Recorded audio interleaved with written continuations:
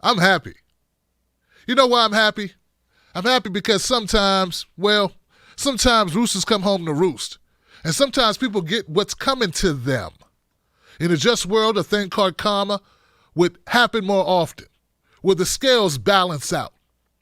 Well, today they balanced out on The View when Congresswoman Tulsi Gabbard reappeared on The View, and she took an opportunity that was open for her to address smears that were leveled about her when she wasn't present. These were smears and allegations made by a number of the guests or a number of the hosts on The View show. I'm about to play this clip for you, but I want you to know that what you're watching here is something special. Facts are important, and we'll get to that. I want to start with something that I think is also important about facts, because recently on your show here... I was just going to get to that. Good. Helping you out. You want me to ask you the question? No, look, some of you have accused me of being a traitor to my country, a Russian asset, a Trojan horse, or a useful idiot, I think was the term that you used.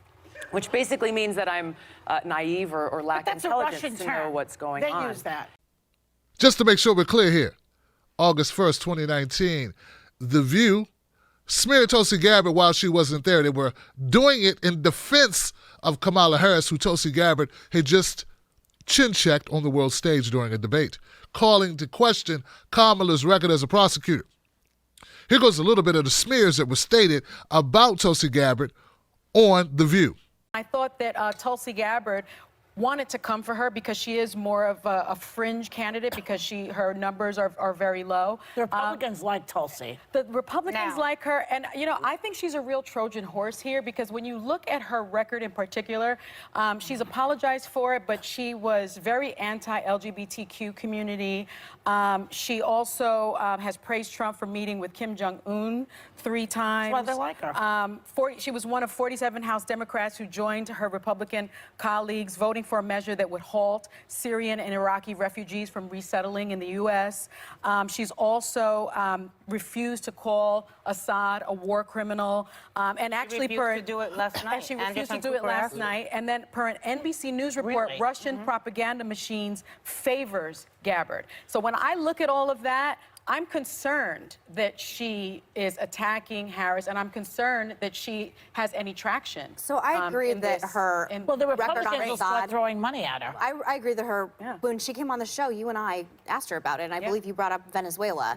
I'm not expunging that, but I will say the idea that because she got a really good blow into Kamala and smoked her on an issue, talking about how she put people in jail for smoking weed and then bragged about how she smoked weed on the radio. It was a great line. She landed a big blow on what was the front runner last time. The idea that she's now a Trojan horse is just political posturing.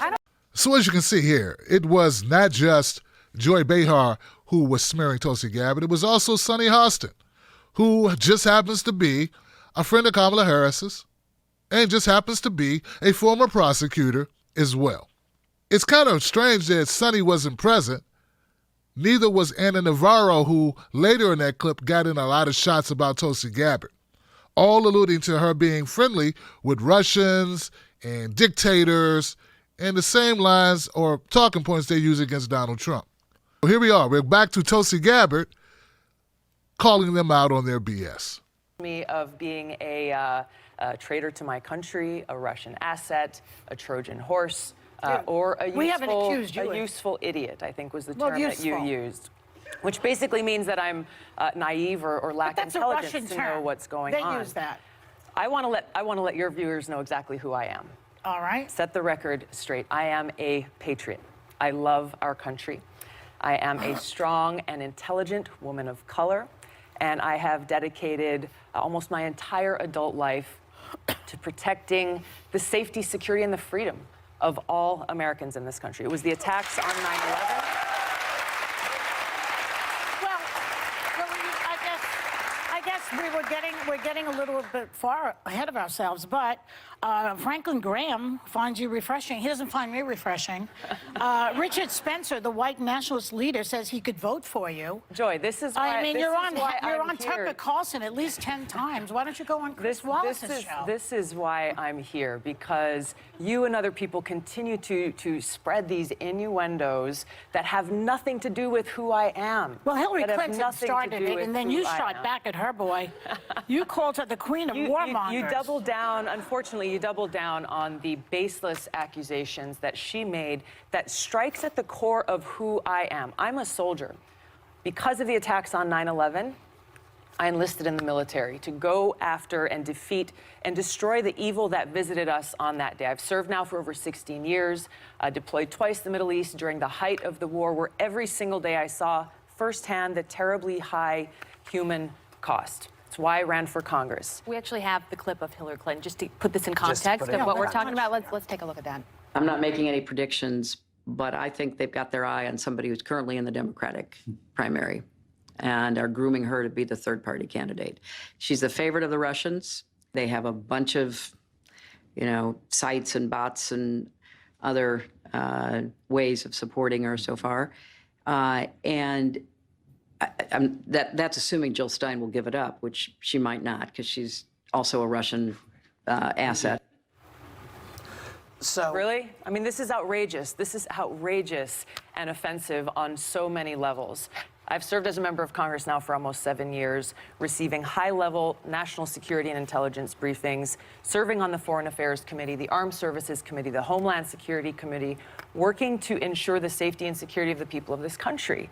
This is why I'm running for president, to continue that commitment of service. So are you surprised, though, that when people see bots and things and all the things that we've sort of been seeing heading your way, that people have these questions? Because she's not the only one. Hillary, I don't think, is the only one. So what she's saying is she feels they are grooming you. You're saying nobody's grooming me. I'm doing what I'm doing because I'm a soldier and a patriot. It's offensive to me as a soldier, as an American, as a member of Congress, as a veteran, and frankly, as a woman, to be so demeaned in such a way. But you called her the personification of rock. So demeaned She's a woman in such too. a way. Well, I'm pointing to the fact that she has continued this legacy of being the world's police around the world, that has waged wars costing the lives of thousands of my brothers and sisters in uniform.